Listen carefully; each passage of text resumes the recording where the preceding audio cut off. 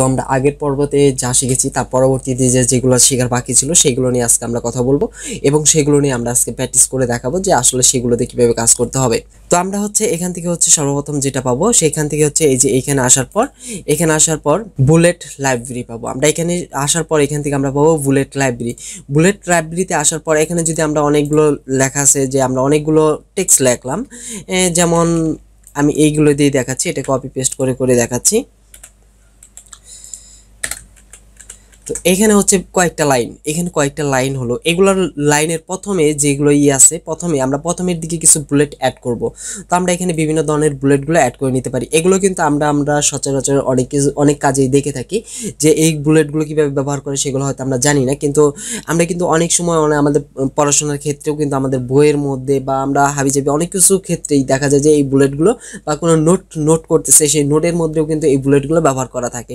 তো আমরা এখান থেকে যদি আমরা একটা ক্লিক করি তাহলে এটার মধ্যে একটা বুলেট চলে আসবে। এখানে কিন্তু গোল গোল বৃত্ত আকারে কিছু বুলেট চলে এসেছে। বা আমরা এখান থেকে যদি চাই যে আমরা এই বুলেটটা ইউজ করব না, তাহলে আমরা এই যে এখানে একটা তীর চিহ্ন দেখতে পাবো, এটার মধ্যে ক্লিক করলে এখান থেকে আমাদের যে বুলেটটা দিলে ভালো লাগবে সেই বুলেটটা কিন্তু আমরা ব্যবহার করতে পারি। এখানে আর বিভিন্ন ধরনের বুলেট আছে, এই যে বুলেটগুলো আমরা এখান থেকে যে কোনো বুলেট আমাদের কাছে যে বুলেটগুলো ভালো লাগবে আমরা সেগুলো ব্যবহার করে নিতে পারবো। আমাদের যদি এখন মনে করেন আমাদের সব কয়টা লাইনে বুলেট দেওয়ার প্রয়োজন নেই, তাহলে আমরা কি করব, আমরা সম্পূর্ণ আমাদের যতটুকু লাইনের মধ্যে বুলেট দেওয়া প্রয়োজন বা আমাদের যতটুকু লাইনের মধ্যে বুলেট দিলে অ্যাকচুয়ালি ভালো হবে আমরা ততটুকু লাইন বা সেই পর্যন্তই আমরা সিলেক্ট করব। যেমন আমি এখান থেকে দেখাচ্ছি এই কয়টা লাইন, আমি নিচের দুইটি লাইন নিচ্ছে না, আমরা এই পর্যন্ত দেখাচ্ছি। এই পর্যন্ত দেওয়ার পর এখান থেকে আমি একটি বুলেট সিলেক্ট করে দিচ্ছি। তো আমি যতটুকু অংশ সিলেক্ট করব ওইটুকু মধ্যে আমি বুলেট ইউজ করতে পারবো, আমার পছন্দ মতো আমি যে কোনো বুলেট ব্যবহার করতে পারবো। তো আমি পূর্বের রূপে চলে যাচ্ছি। তো বুলেট ছাড়াও আমরা এখানে যদি চাই যে আমরা 1 2 3 4 বা 1 2 এগুলো আমরা নাম্বার কাউন্টও কিন্তু আমরা এখানে বসিয়ে দিতে পারি। তো এটার জন্য হচ্ছে আমাদের এই যে এখানে আসতে হবে, এখানে হচ্ছে নাম্বারিং লেখা আছে, নাম্বারিং এর মধ্যে যদি আমরা ক্লিক করি এই দেখবেন অটোমেটিকলি ভাবে 1 2 3 4 5 6 7 এগুলো কিন্তু চলে আসবে। এটা কিন্তু আমাদের হচ্ছে অনেক সময় আমরা এগুলো কিন্তু আমরা হচ্ছে কোনো কোশ্চেন পড়ার সময় ক্ষেত্রে কিন্তু কোনো কোশ্চেন পড়ার ক্ষেত্রে কিন্তু আমরা এগুলো পাই যে 1 নাম্বার 2 নাম্বার 3 নাম্বার, এগুলো কিন্তু আমাদের কোশ্চেন করার ক্ষেত্রে বা কোশ্চেন পড়ার ক্ষেত্রে বা কোশ্চেন অ্যান্সার করার ক্ষেত্রে কিন্তু আমরা এগুলো পেয়ে থাকি। বা এখানে যদি আমরা আরো এই যে তীর চিহ্নর মতো একটা অপশন আছে, এখানে যদি একটা ক্লিক করি আমাদের এখানে বিভিন্ন ধরনের নাম্বারিং বুলেট দেওয়া আছে। তো আমরা এখানে কিন্তু বিভিন্ন ধরনের নাম্বারিং বুলেটগুলো দেওয়া, এখানে কিন্তু বিভিন্ন ধরনের আরও অপশন আছে, সেগুলোর মধ্যে থেকে আমরা যে কোনো একটি অপশন ব্যবহার করতে পারি। এই যে ABCD দিয়েও আমরা করতে পারি বা আমরা এখানে রোমান চিহ্ন ইউজ করতে পারি। আমাদের প্রয়োজন ক্ষেত্রে আমাদের যেগুলো প্রয়োজন হবে সেগুলো কিন্তু আমরা এখান থেকে ইজিলিভাবে ব্যবহার করে নিতে পারি। তো আমি এখান থেকে এটা পূর্বের রূপে চলে যাচ্ছি। হ্যাঁ, পূর্বের রূপে আসার পর এখন হচ্ছে আমরা এখানে পাশে আরেকটা অপশন পাবো, সেটা হচ্ছে মাল্টি লেভেল লিস্ট। এখানে আমরা আরেকটা অপশন পাবো, সেটা হচ্ছে মাল্টি লেভেল লিস্ট। এটার মধ্যে যদি ক্লিক করি, এটার মধ্যে ক্লিক করার পর হচ্ছে আমরা এখান থেকে যে কোনো একটি ব্যবহার করছি। আমি এখান থেকে দেখাচ্ছি, এটা দেখেন, তো মাল্টি লেভেল লিস্ট।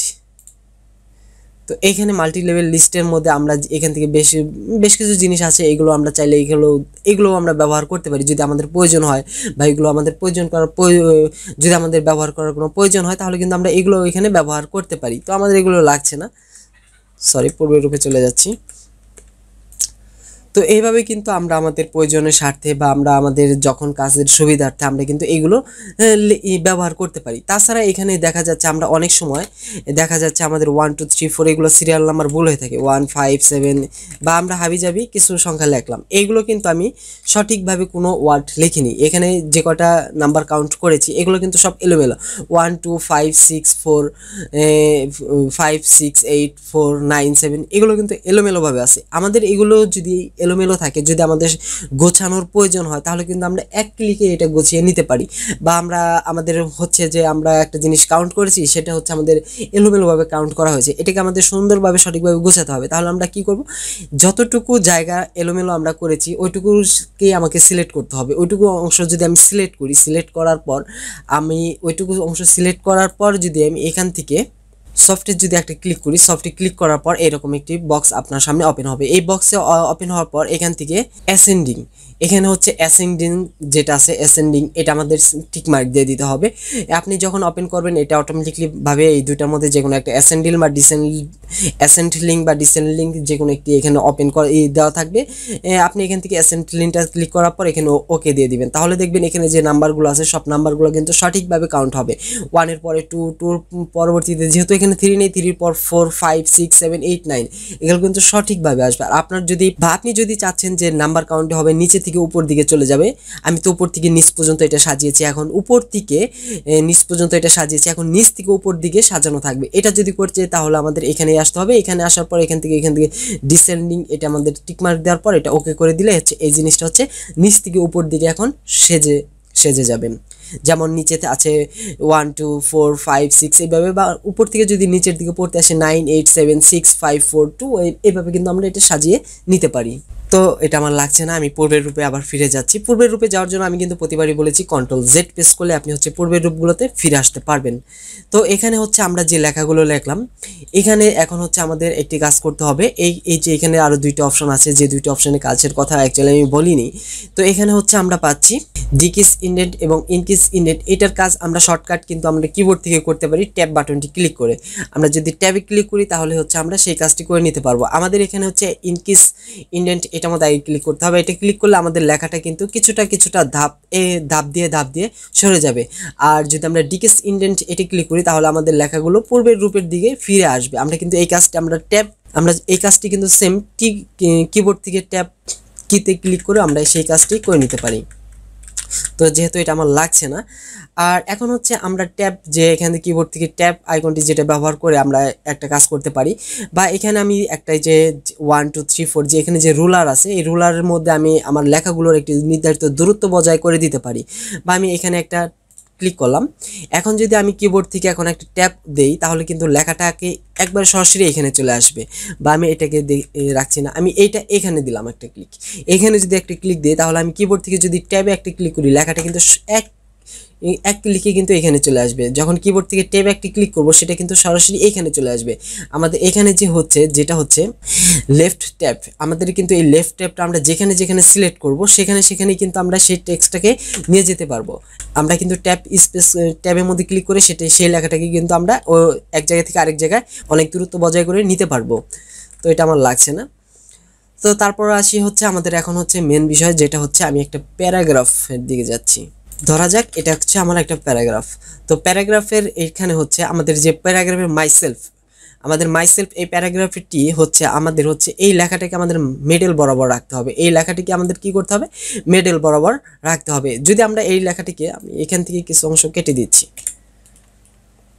তো এটা হচ্ছে আমাদের মাইসেলফে আসার পর এখন হচ্ছে আমাদের এই টেক্সটটাকে আমাদের এই মিডল বরাবর রাখতে হবে। যদি আমরা এটা মিডল বরাবর রাখতে চাই তাহলে আমাদের এইখানে অপশন পাবো, এই যে নিচের দিকে আমরা 4টি আরো অপশন পাবো। এখান থেকে হচ্ছে আমরা আমাদের লেখাটাকে কতটুকু দূরত্ব বা লেখাটাকে কোন দিকে নিব, ডান সাইডে না বা দিকে না মাঝখানে না সবকটা লেখা হচ্ছে একটি কার্সর, মানে এটি কিভাবে করব সেটা আমি দেখাচ্ছি।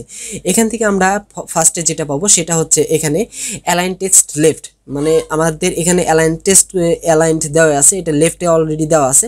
এটাকে আমরা যদি মাঝখানে নিতে চাই তাহলে এখান থেকে আমরা এই যে সেন্টার বলে একটা অপশন পাবো, বা কিবোর্ডের শর্টকাট Ctrl+E প্রেস করলেও হবে। আমরা সেন্টারে দিলে এই লেখাটি কিন্তু মিডলে চলে আসবে। আমরা যদি সবকটা টেক্সটগুলোকে সিলেক্ট করে আমরা সেন্টারে দিয়ে দিই তাহলে সব লেখাই কিন্তু মিডল বরাবর চলে আসবে। তো আমাদের কিন্তু সবসময় সব লেখা কিন্তু সেন্টারে দেওয়া যায় না, কিছু লেখা আছে সেন্টারে দিতে হয়, আবার কিছু লেখা আছে আমাদের লেফট বা রাইট এই দুই দিকে যে কোনো একদিকে রাখতে হয়। তো আমি এটা পূর্বের রূপে চলে যাচ্ছি। তো মাইসেলফটা আমি এখানে এনে দিয়ে দিলাম। তো মাইসেলফটি এখানে দেওয়ার পর এখন হচ্ছে এই মাইসেলফের নিচে আমরা কিন্তু একটা হচ্ছে দাড়ি ব্যবহার করব। এটার জন্য আমরা হচ্ছে এখান থেকে যে আন্ডারলাইন আমরা ইউজ করতে পারি, এখানে কিন্তু আমরা আন্ডারলাইনটা ব্যবহার করলাম। যদি আমরা আন্ডারলাইন ছাড়াও আমরা এখানে ব্যবহার করতে পারবো, এখান থেকে আন্ডারলাইন ছাড়া এখানে আমরা পাবো হচ্ছে, তো আমরা তাছাড়াও এখানে পাবো হচ্ছে বটম বর্ডারে যদি ক্লিক করি তাহলে এই লেখার নিচ দিয়ে একটি বিশাল বড় দাগ চলে আসবে। এই লেখার নিচ দিয়ে কিন্তু একটি বিশাল বড় দাগ চলে আসবে, কিন্তু এটা কিন্তু আমাদের সম্পূর্ণ এতটা বড় দাগ লাগে না। তো আমি এটা পূর্বের রূপে ফিরে যাচ্ছি এবং কি এটা নিচে একটা আন্ডারলাইন দিয়ে দিচ্ছি। তো আন্ডারলাইন দেওয়ার পর এই টেক্সট কিন্তু এখন আমাদের হচ্ছে মিডল বরাবর আছে বা সেন্টার বরাবর আছে। আর এই টেক্সটগুলোকে আমাদের হচ্ছে এই টেক্সটগুলো হচ্ছে আমাদের অ্যালাইন টেক্সট লেফট দিকে আছে, মানে বাঁ দিকে আছে। আমাদের অনেক সময় দেখা যায় টেক্সটগুলোকে বাঁ দিকে নিতে হয়, বা আমরা এই টেক্সটগুলোকে যদি আমরা চাই অ্যালাইন টেক্সট রাইট, তাহলে আমরা এইদিকে ক্লিক করলে আমাদের এই যে লেখাগুলো কিন্তু এখন এই দিক থেকে সমান হবে, এই দিক থেকে সমান হবে, বা লেখাগুলো এই দিকে চলে আসবে। তো এটা রাখছে না, আমাদের ওইভাবে চলেছে। বা আমাদের এই যে লেখাগুলো দেখা যাচ্ছে, আমাদের লেখাটা এইখানে শেষ হয়ে গেছে, কিন্তু এইটুকু অংশ ফাঁকা পড়ে আছে, বা এই লেখাটি এখানে শেষ হয়েছে কিন্তু এখান থেকে এইটুকু অংশ ফাঁকা পড়ে আছে, বা এখান থেকে এই পর্যন্ত অংশগুলো ফাঁকা আছে। তো আমরা চাচ্ছি না লেখাগুলো দেখতে যেন একটু সুন্দর লাগে, এর জন্য আমরা কি করব, এখান থেকে আমরা জাস্টিফাই বা কন্ট্রোল জে প্রেস করলেও চলবে, জাস্টিফাই বা কন্ট্রোল জে প্রেস করলেও এটা কিন্তু করে নিতে পারবো। আমাদের এখন কিন্তু লেখাগুলো এই দিক থেকে এক সিরিয়াল মতো আছে, এই দিকেও কিন্তু এক সিরিয়াল মতো আছে। এখন কিন্তু এই টেক্সটগুলো দেখতে একটু মার্জিত লাগছে, যে এই টেক্সটগুলো কিন্তু দেখতে একটু হলেও এখন ভিন্নতা এসেছে, বা দেখতে একটু সুন্দর লাগছে। পরবর্তী যে কাজটা আছে, এর পরবর্তীতে হচ্ছে আমাদের লেখাগুলো অনেক সময় দেখা যায় এই যে এরকম থাকে। তো আমি দেখাচ্ছি, আমাদের লেখাগুলো অনেক সময় দেখা যায় যে এইরকম একটি হাবিজাবি হিবিজিবি থাকে। এই কাজগুলো আমাদের কিভাবে করতে হয়, মাঝে মাঝে আমাদের এই কাজগুলো ইন্টারফেস করে করতে হয়। আমাদের লেখাগুলোকে সুন্দর করার ক্ষেত্রে আমরা ইন্টারফেস করতে পারি, ইন্টারফেস করেও কিন্তু আমরা এই কাজটা এই লাইনটা এই পর্যন্ত, এই লাইনটা এই পর্যন্ত আমরা এইগুলো কিন্তু করে নিতে পারি। বা আমরা একটি লাইন থেকে আরেকটি নিচের যে লাইন থাকবে, এই লাইনের দূরত্বটা কত হবে সেটা কিন্তু আমরা এখান থেকে ডিসাইড করে দিতে পারি, বা আমাদের সেটা কিন্তু আমরা সিলেক্ট করে দিতে পারি। প্রথম লাইন থেকে নিচের যে লাইনটা থাকবে সেটার দূরত্বটা কতটুকু হবে সেটা কিন্তু আমরা সিলেক্ট করে দিতে পারি। এতটুকু দূরত্ব পরপর প্রত্যেকটা লাইন আসবে। তো আমরা কি করব, আমরা যতটুকু অংশ আমাদের সিলেক্ট করা প্রয়োজন, আমি কিন্তু প্রতিবারই বলবো যে আপনারা হচ্ছে যেটুকু সিলেক্ট করবেন, আপনারা যদি সম্পূর্ণ সিলেক্ট করেন তাহলে কিন্তু সম্পূর্ণ কাজই হবে, আর আপনি যদি অল্প একটু জায়গা সিলেক্ট করেন তাহলে অল্প একটু জায়গারই কাজ হবে। তো আমি এখান থেকে এই পর্যন্ত সম্পূর্ণ অংশটি সিলেক্ট করছি। সিলেক্ট করার পর এখান থেকে আমি লাইন স্পেসিংয়ে একটা ক্লিক করছি। ক্লিক করার পর এখান থেকে 1.0, 1.1.5, 1.5, 2.0 এগুলো আমি আমার প্রত্যেকটা লাইনের দূরত্বটা কতটুকু হবে সেটা কিন্তু আমি এখান থেকে সিলেক্ট করে দিতে পারি। যখন আমি 2.0-তে দিলাম, দেখেন এই একটা লাইন, এই লাইন থেকে তার নিচে লাইনের দূরত্ব কিন্তু 2.5, এবং এখানে যে স্পেসটা আছে সেটারও কিন্তু দূরত্ব 2.5 হয়ে গেছে। তো আমরা এইভাবে কিন্তু আমাদের স্পেসগুলো আমরা বাড়িয়ে নিতে পারি, বা আমি চাচ্ছি 1.5, এটা অ্যাকচুয়ালি ঠিক আছে। 1.5টা এটা হচ্ছে অ্যাকচুয়ালি ঠিক, 1.15 এটা অ্যাকচুয়ালি ঠিক থাকে। তাছাড়াও যদি আমাদের দেখা যায় যে লাইনগুলো ধাপে ধাপে বাড়াতে হবে, তাহলে আমরা এই যে এখান থেকে অ্যাড স্পেস বিফোর প্যারাগ্রাফ এটার মধ্যে ক্লিক করতে পারি। এক টেক্সট থেকে অন্য টেক্সটের, মানে একটা নির্দিষ্ট স্থান থেকে আরেকটা নির্দিষ্ট স্থানের দূরত্ব কিন্তু বেড়ে গেল। তো আমরা এটা পূর্বের রূপে চলে যাচ্ছি। এইভাবে কিন্তু আমাদের এখান থেকে টেক্সটের কতটুকু লাইন ফাঁকা করতে হবে আমরা কিন্তু সেটা করে নিতে পারি। তো আমাদের এখানে বেশ কিছু অপশন আছে, সেগুলো দেখে আমরা করে নিতে পারি। এখন হচ্ছে আরেকটি কাজ করি আমরা, সেটা হচ্ছে লেখার মধ্যে আমরা থিম ব্যবহার করব। আমাদের হচ্ছে অনেক সময় দেখা যায় আমাদের অনেক লেখা থাকে, আমাদের যে মেন যতটুকু টপিকস আছে সেটুকুকে আমরা সিলেক্ট করব। যেমন আমি এইটুকু অংশ সিলেক্ট করছি, সিলেক্ট করার পর এইটুকুর মধ্যে আমি একটি থিম ব্যবহার করব। এখান থেকে আমি একটি থিম ব্যবহার করছি, যে কোনো একটি কালারে একটি থিম ব্যবহার করছি। এখানে কিন্তু একটি থিম ব্যবহার করা হয়েছে। এখানে আমি এখান থেকে যদি ইন্টারফেস করলে কিন্তু থিমের যে এরিয়াটাও কিন্তু বৃদ্ধি পাবে। আমি যত ইন্টারফেস করবো এই থিমের এরিয়াটাও তত বৃদ্ধি পেতে থাকবে। এভাবে কিন্তু আমরা আমাদের থিম ব্যবহার করে আমাদের লেখাগুলোকে একটু গর্জিয়াস করে নিতে পারি, বা আমাদের অনেক সময় দেখা যায় এইটুকু অংশ হচ্ছে বেশি ইম্পর্টেন্ট সেটুকুকে আমরা থিম দেওয়ার পর এটাকে প্রিন্ট করে দিলে কিন্তু আমাদের ওইটুকু ইম্পর্টেন্ট জিনিসটা আমাদের ফার্স্টেবল চোখের নজরে চলে আসবে। তো আমি এটা কেটে দিচ্ছি। তো তারপর হচ্ছে এখানে আরেকটা অপশন আছে, সেটা হচ্ছে এখান থেকে বটম বর্ডার। এখন আমরা প্রত্যেকটা লাইনের ক্ষেত্রে আমরা বর্ডার ব্যবহার করতে পারি। আমি এখানে নিচের দিকে আসছি, নিচের দিকে একটি বর্ডার দিয়ে দিচ্ছি। এটা হচ্ছে বর্ডার, বটম বর্ডার। এটা যদি দিয়ে দিই, লেখা শেষে একটা দাগ চলে আসলো, এটা হচ্ছে একটা বর্ডার। এভাবে কিন্তু আমরা আমাদের লেখা শেষে যদি আমাদের কোনো বর্ডার দিতে হয় তাহলে কিন্তু আমরা বর্ডার দিতে পারি। বা আমাদের যদি এরকম কোনো বর্ডার দিতে হয় যে এখান থেকে এইটুকু সিলেক্ট করলাম, এই সাইড দিয়ে একটি বর্ডার হবে, লেফট দিক থেকে একটা বর্ডার হবে, লেফট বর্ডার আমরা দিয়ে দিলাম, লেফট দিক থেকে কিন্তু একটি বর্ডার চলে আসলো। এইভাবে কিন্তু আমরা বর্ডার অঙ্কন করতে পারি। তাছাড়াও এখানে আরও একটি সুবিধা আছে, স্পেস দিয়ে দিচ্ছি।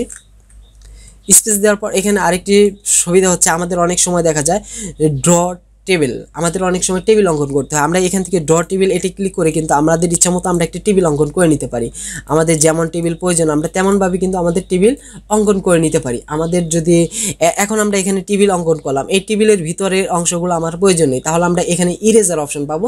ইরেজারে যদি ক্লিক করি, ইরেজার দিয়ে যেখানে যেখানে একটা করে ক্লিক করব সেখান থেকে কিন্তু এই টেবিলগুলো চলে যাবে। তাছাড়াও আমি এই কাজটি আবার নেক্সট পর্বগুলোর মধ্যে আমি এই কাজটি আলাদাভাবে আবার দেখাবো, কারণ এটা হচ্ছে এই কাজের ক্ষেত্রে এখন চলে এসেছে, কিন্তু এইটা নিয়ে আরও আরেকটি ভিডিও হবে, সেখানেও আমাদের এই কাজগুলো দেখাতে হবে। তো এইভাবে কিন্তু আমরা সেই কাজটি করে নিতে পারি। তো আমি পূর্বের রূপে ফিরে যাচ্ছি। তো এইভাবে আসার পর তো এইখানে আসার পর হচ্ছে এখন আমরা অনেক সময় আমরা অনেক টেক্সট লিখে ফেলি। অনেক টেক্সট লেখার পর দেখা যায় আমাদের অনেক টেক্সট লেখা হয়ে গেছে, কিন্তু আমাদের এই টেক্সটের মধ্যে এমন একজন ব্যক্তির নাম আছে, উল্লেখ করা আছে, বা যে কোনো একটি সংখ্যা বা যে কোনো একটা জিনিস যেটা আমাদের খুঁজে বের করা। এখন ওই জিনিসটা আমাদের খুঁজে বের করতে হবে, কিন্তু এখন যদি আমরা ওইটা খুঁজে বের করতে যাই তাহলে দেখা যাচ্ছে আমার এটা লেখা হয়ে গেছে 15-20 পেজ। এখন কি আমার 15-20 পেজ পড়া সম্ভব? এই 15-20 পেজ পড়ে কি ওই একটা জিনিস খুঁজে বের করাটা আসলে অনেকটা কঠিন হয়ে যায়। এখন কোন পেজে না কোন পেজে আছে সেটা কিন্তু আমি জানছি না। এর জন্য হচ্ছে আমি যদি অনেকগুলো পেজ লিখে ফেলি, বা আমার 50-60টা পেজ হয়ে গেছে বা 5টা-10টা পেজ হয়ে গেছে, আমি চাচ্ছি না আমি খুঁজে বের করার জন্য, আমি চাচ্ছি না প্রতিটা পেজ দেখে দেখে খুঁজে বের করার জন্য। এখন সেক্ষেত্রে আমি কি করতে পারি, এখান থেকে ফাইন্ড অপশন পাবো। ফাইন্ডে যদি ক্লিক করি, এখন আমাদের এখানে আমার নামটি দেওয়া আছে, এই ফাইন্ডে যদি ক্লিক করি, এখন আমরা যে জিনিসটা আমি অ্যাকচুয়ালি লিখেছি সেই জিনিসটি কি লিখেছিলাম বা কার নাম খুঁজে বের করতে যাচ্ছি, এই প্যারাগ্রাফটির মধ্যে মনে হচ্ছে তার নামটি উল্লেখ করা আছে, সেই নামটি কিন্তু আমরা খুঁজে বের করতে পারি।